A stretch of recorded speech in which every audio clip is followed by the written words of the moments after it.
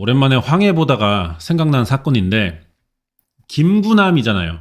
김구남이 연변 사는 조선족으로 나와요. 택시기사인데 도박으로 빚을 많이 졌어. 아내는 한국에 도망간 것 같고 이대로면 인생 망한 거야. 근데 면정학이라는 사람을 만나면서 영화가 시작됩니다. 면정학도 조선족이죠. 겉으로는 개장수인데 돈 받고 사람들 한국에 밀입국시키는 조직의 두목이에요. 청부업도 하나 봐. 김구남 사정을 알고 빚 갚아줄 테니 한국 가서 사람 하나 죽이고 오라는 거지. 올 때 MG 꼭 챙기고. 그래서 우리나라에 배 타고 몰래 들어와요. 그리고 이 밀항자들이 도착해서 흩어지기 전에 하루 정도 밥 먹이고 뭐 잠도 재우는 집이 있어. 거기서 밥 먹는 게 이 장면이야. 이제 김구남이 서울로 가요. 현장 답사도 하고 범행 계획을 짜는데 뭐 자세한 건 영화를 보면 알고. 아무튼 그러다가 일이 좀 꼬여가지고 도망 다니게 됩니다. 자국민도 범죄 저지르고 도망 다니기가 요즘에 거의 불가능하지. 근데 얘는 조선족이잖아. 갈 곳이 어딨냐? 야산을 뛰어다니다가 이 밥 먹은 집으로 다시 되돌아왔다고. 그러다가 영화가 또 새로운 이야기로 진행되고 하는데 실제로는 말도 안 돼요. 운이 좋아서 현장을 빠져나가더라도 숨을 곳이 사실상 없어요. 어차피 경찰이 건물 하나하나 다 뒤지거든. 해외로 나가는 수밖에 없는데 또 제일 먼저 막히는 게 출국입니다. 소말리처럼. 이것부터 해놓고 수사가 시작돼요. 그럼 외국에서 들어온 범죄자가 사건 저지르고 도망간 적은 없냐? 일본에 있었죠. 좀 얼탱이 없게 도망갔어, 이 새끼가. 무슨 일 있었는지 알아보자고. 임진화라는 25살짜리 중국 사람인데 일본에 공부하러 간 유학생이었어요. 미에 대학을 다녔대. 여기가 외국인들이 좀 유학을 오는 사범대예요. 임용고시를 준비했나봐? 그럼 공부는 뭐 보통 이상 했다는 것 같은데 문제는 씨발 선생하겠다는 새끼가 도둑질하다 걸려서 벌금형 나왔어. 유학생이니까 가난하잖아. 장발장 마냥 먹을 거 없어가지고 훔친 건데 상습적이었어요. 결국 걸려서 20만 엔을 내게 생깁니다. 근데 얘가 돈이 어딨어. 빵 들어가야지 뭐. 정확히는 노역장이라고 벌금이나 과태료를 낼 수 없을 때 이래서 갚는 곳입니다. 노역장이 보통 구치소에 있어요. 잘못된 짓은 맞지만 졸업장 하나 따려고 음식 훔쳐가면서 버텼던 건데 전과 생겨봐. 퇴학당할 수 있잖아. 그럼 그동안 나 시간 낭비, 돈 낭비 되는 거지. 이 새끼 인생 최대의 위기가 왔어요. 어떻게든 벌금을 내야 했는데 그래서 더 큰 범죄를 저지르기로 합니다. 길에서 지나가는 사람 돈 뺏는 노상 강도를 계획한 거야. 2009년 5월 1일 임진아가 몽키 스패너랑 칼을 가방에 챙겨서 마스크 끼고 나고야 역으로 나갔지. 근데 만만해 보이는 사람이 없어서 포기했어요. 오늘은 안 되려나 보다 하면서 전철 타고 돌아가는데 이 전철 안에서 어떤 여자를 본 거야. 이 여자 돈이라도 뺏을 생각이었지.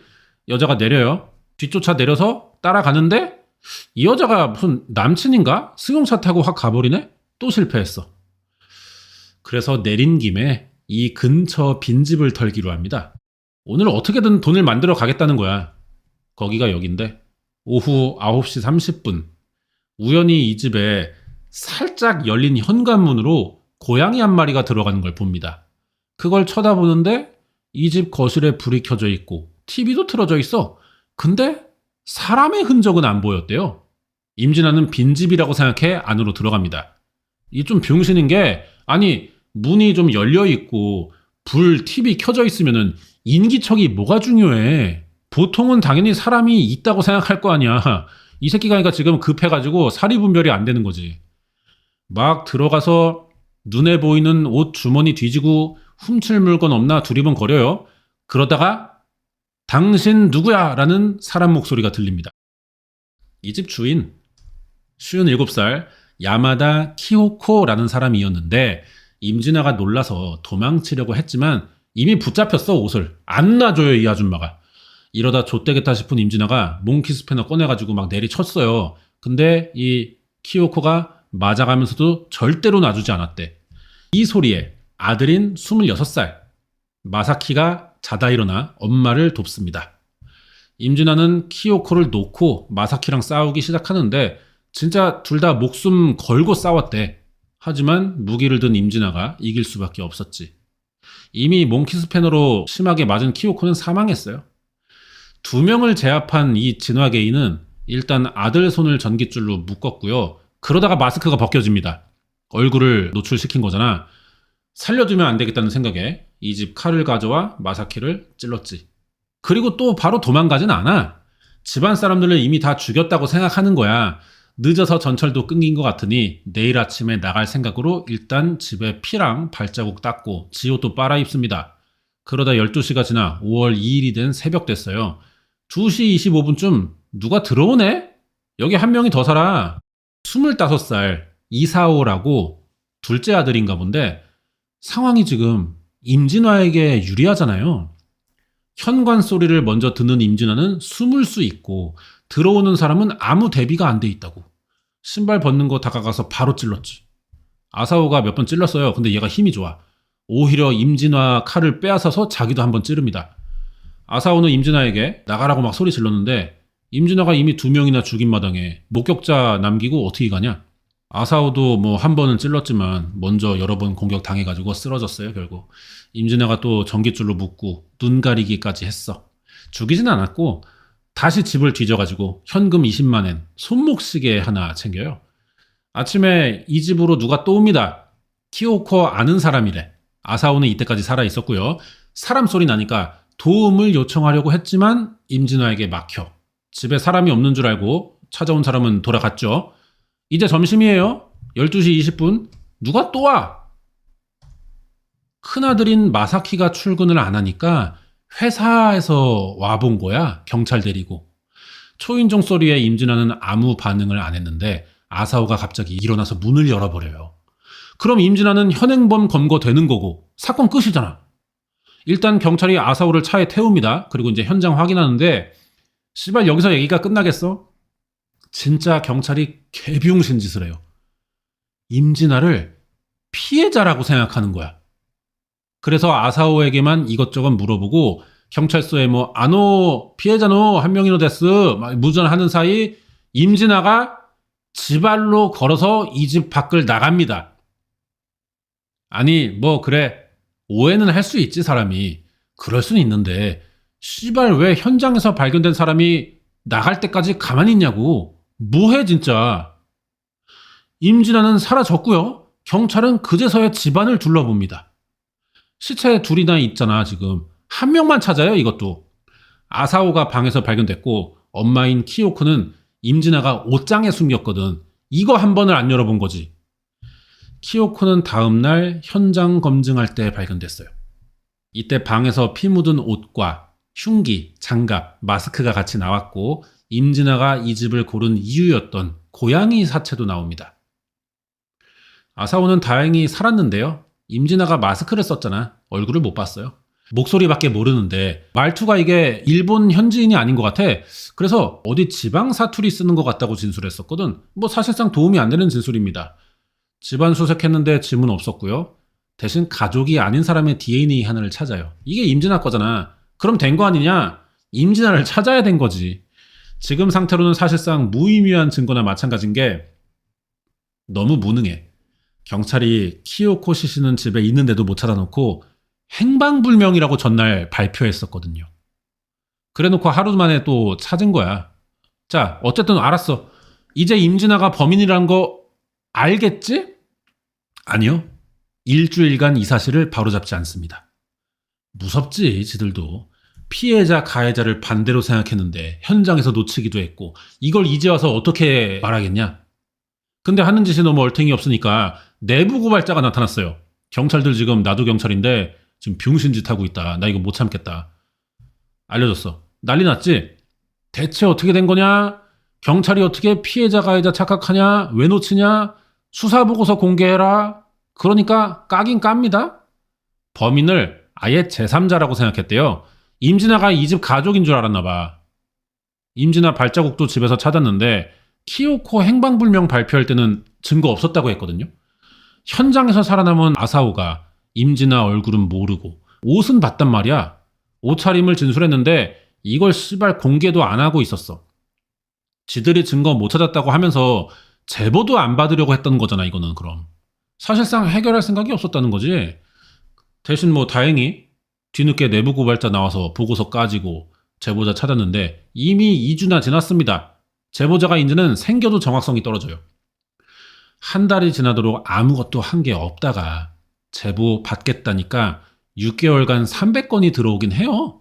들어는 오는데 초동 수사가 없었잖아. 애초에 정보가 없으니 이 제보가 이제 와서 얼마나 신빙성이 있는지 확인할 수도 없어요. 그렇겠지 뭐 당연히. 현장에서 얼굴 아는 사람은 다 죽였는데 누가 얘를 알아봐. 어떻게든 들어온 제보랑 그나마 비슷해 보이는 5,400명을 닥치는 대로 조사해 봤는데 이 중에 임진아가 없습니다. 하도 방법이 없으니까요. 사건 7개월 만에 경찰이 현상금이라도 300만 엔 걸어봤는데 사실 제보들이 안 봐도 뭐 별 의미가 없어 보이잖아. 뭘 알아야 엇비슷한 제보라도 할 거 아니냐고. 이제 와서 돈 준다면 뭐 씨발 제보가 들어오겠냐? 이때 임진아는 뭐 했을까요? 벌금 내고 2년간 도둑질 계속 했지만 들키지 않아가지고 학교 잘 다닙니다. 2011년에 5년간 다닌 대학도 졸업해요. 그리고 자동차 부품 만드는 회사 들어가서 연수생들 통역했대. 약혼한 여자 만나러 중국도 왔다 갔다 하고 주말엔 회사 사람들이랑 어울리고 일도 괜찮게 했다 그러더라고 회사에서는. 결혼도 해가지고 중국에 있는 여자 데려와서 일본에 계속 살 생각이었대. 돈이 필요하니까 그래서 건설회사로 이직하는데 여길 또 그만 관둬요. 그러더니 갑자기 길에 세워둔 자전거 세벼 타다가 경찰 검문에 걸립니다. 이때 임진하라는 걸 알았지만 경찰은 그 살인사건인 거는 모르죠. 어차피 경찰이 다루고 신원조회를 그 자리에서 해도 이름 뭐 사는 곳만 알지 범죄 이력을 조회하진 않으니까 자전거만 돌려주고 끝냈어요. 그 뒤로도 도둑질을 계속해. 졸업한 대학교 가서 핸드폰 훔치고 차도 훔쳐. 차는 추적이 금방 되잖아요. 절도로 잡혀요. 그래서 이제 경찰서 가서 전과 기록 보니까 많아 절도가. 이때 만약을 위해 DNA를 채취해 놉니다. 상습 절도니까 대비해 두려고 뽑아 놓은 건데 뽑고 보니까 씨발 3년 전 그 새끼네? DNA가? 이렇게 어이없이 잡혀요. 임진아가 바로 그러니까 범행 인정했고 동기도 밝혔는데 뭐 아까 말한 대로 벌금형 20만 엔 때문에 돈 노리고 한 겁니다. 사건은 여기까지고 그럼 이 임진아 어떤 새끼냐? 1983년생이에요. 중국의 산둥성에서 태어났어. 아빠가 공무원이라 집이 중산층 정도 됐대. 책 좋아해가지고 어릴 때부터 공부 잘했고 중국에서도 좋은 대학 갔는데 아빠가 이제 앞으로 선진 기술을 배워야 된다. 일본에 유학을 보낸 거지. 시발람이 그러면은 부모가 돈 벌어다가 애 공부시키는데 이 새끼는 지금 물건 세비는 기술만 익혔던 거야. 20살인 2003년에 일본을 가거든요. 말도 잘 모르는 상태에서 갔어요. 학교 가봤자 공부를 못 따라가니까 일단 일본어 공부부터 시작했지. 중국에서는 안 그랬나 모르겠는데 여기서는 1년 만에 바로 도둑질을 시작해가지고 잡혀요. 초범이라 뭐 불기소로 끝나긴 했지만. 그리고 2년 만에 일본어 학교 졸업하고 컴퓨터 전문학교 2년제 들어갔다가 미에대학에 입학해버린 거야. 전문학교 그만두고 미에대 지역 문화론을 공부했는데 학비가 1년에 34만 엔 들었대요. 집에서 보내주지만 여유가 좀 없는 생활이야. 2008년부터 집세랑 학비가 밀렸고 사건을 저지른 게 2009년이거든요. 체포되는 2011년까지 계속 그랬대.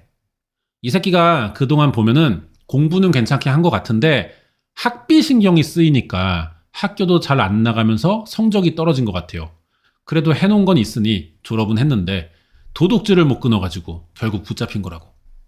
재판 대기하면서 나고야 구치소에 들어갔을 때 벽에다가 막 머리 박고 이 새끼 어디서 났는지 수면제 때려 먹다가 병원 실려가고 아주 연병을 떨어요.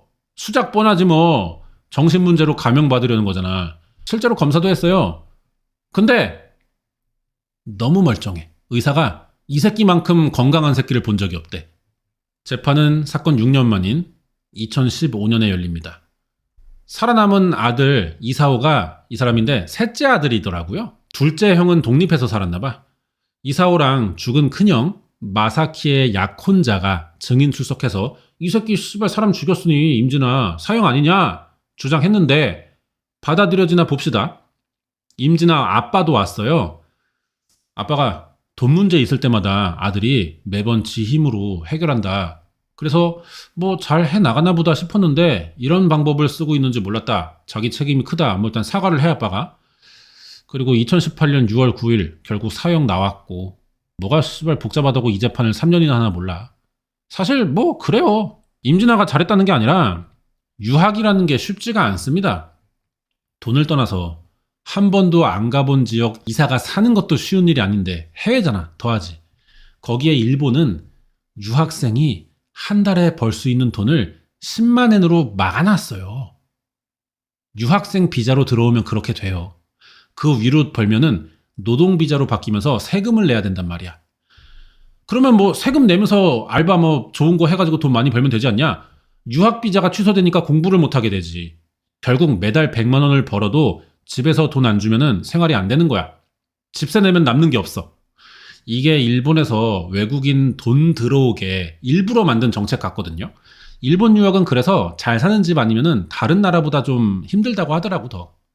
근데 또 충분히 생활비 보내줄 정도의 집이면 애초에 일본이 아니겠지. 미국이나 유럽 갈 거 아니야.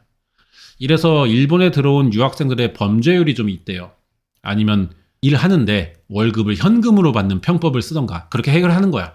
그러다가 걸리면 쫓겨나고 회사도 월급 지급 내역이 안 잡히니까 탈세로 봐서 또 문제 생길 수도 있는 거고 결국 제도가 이상하면은 문제가 문제를 낳는 거라고. 이런 일들이 있으니까 일본이 유학생 학비 지원 제도를 만들었습니다. 지원이니까 뭐 무슨 장학금 같잖아. 학자금 대출해 주는 거야. 유학생용 학자금 대출이 있나 봐. 결국 돈 빌려주고 갚는 동안 계속 체류시키겠다는 거지. 근데 또 이렇게 다 해서 졸업장 따따 쳐. 일본에서 공부한 게 뭐 사실 그렇게 엄청난 건 아니잖아요. 일본 유학이 예전보다 대우를 못 받고 있습니다, 지금은. 현지에서 취업한다고 뭐 크게 달라? 일본이라 생기는 장점이랄 게 딱히 없는 거예요, 사실상. 미국 유학했으면 영어 잘하니까 그게 장점인데 일본어는 또 시장성이라는 게 딱히 없습니다. 이러니까 일본 유학이 힘들죠. 일본은 지금 그래서 유학생을 위한 정책을 좀 만들든지 바꾸든지 새로 짜든지 뭐 하나 파 좀 새로 해야 돼 진짜. 그래야만 이 임진아 같은 새끼가 줄어들 거라고 봅니다. 여기까지고요. 다음 주에 또 새로운 사건 준비해서 오겠습니다.